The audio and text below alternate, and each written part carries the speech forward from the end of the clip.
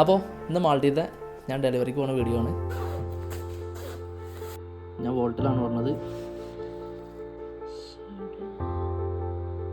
ഇത് ജ്യൂസും കോഫിയൊക്കെ കിട്ടുമ്പോഴേ നമുക്കിതിലിങ്ങനെ വെച്ചിട്ട് കൊണ്ടുപോകാൻ കേട്ടോ.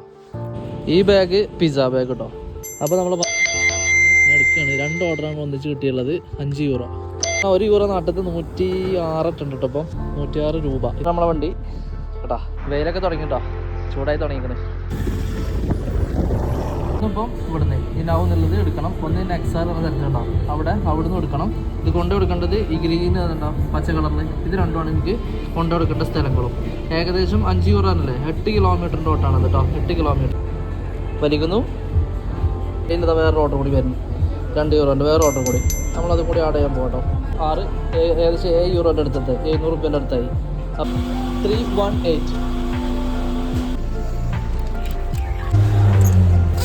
179. Thank you.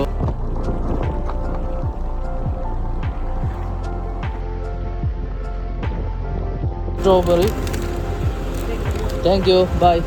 അതിൻ്റെ അടിയിലുള്ള മഴ വരുന്ന മഴ എന്താകാമോ. E12. Thank you. Bye. ഇപ്പോൾ ഷോപ്പിൽ വന്നപ്പം സാധനം റെഡി അല്ല. കുറച്ച് നേരം വെയിറ്റ് ചെയ്യാൻ പറഞ്ഞു. വെയിറ്റ് ചെയ്യാം. ഓട്ടോ വന്ന് എടുക്കാനുള്ള അപ്പുറത്ത് ഷോപ്പിൽ നിന്ന് അതും എടുത്തു. ഇപ്പോൾ ബാക്കിലുണ്ടോന്ന് വേറെ റോഡ് അപ്പുറത്തുണ്ട്.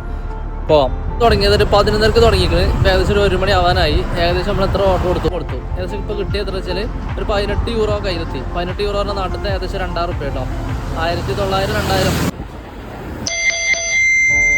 റോഡ് മൊത്തം ക്ലോസ് ചെയ്ത് കണ്ട് വേറെ പ്രോഗ്രാം എടുത്താൽ നമ്മൾ എന്നിട്ട് ഓർഡർ എടുക്കണമെങ്കിൽ വണ്ടി അവിടെ സൈഡാക്കി കണ്ട് തിരിച്ചു. അവിടുന്ന് വണ്ടി എടുക്കാൻ പറ്റില്ല. വണ്ടി അവിടെ നിർത്തിയിട്ട് കസ്റ്റമർക്ക് നടന്ന് അധികം.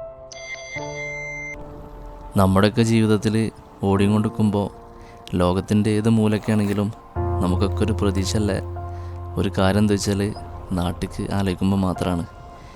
ഏത് ജോലിയും എങ്ങനെ എടുക്കുമ്പോൾ നമ്മളെ വീട്, നമ്മളെ നാട്, നമ്മളെ കൂട്ടുകാർ എല്ലാമാണ് ഏറ്റവും വലുതായിട്ട് നമുക്ക് ഫീൽ ചെയ്യും. ശരിക്കും അത് മനസ്സിലാക്കിയവർ നാട് വിട്ട് പുറത്ത് നിൽക്കുന്നവരാ.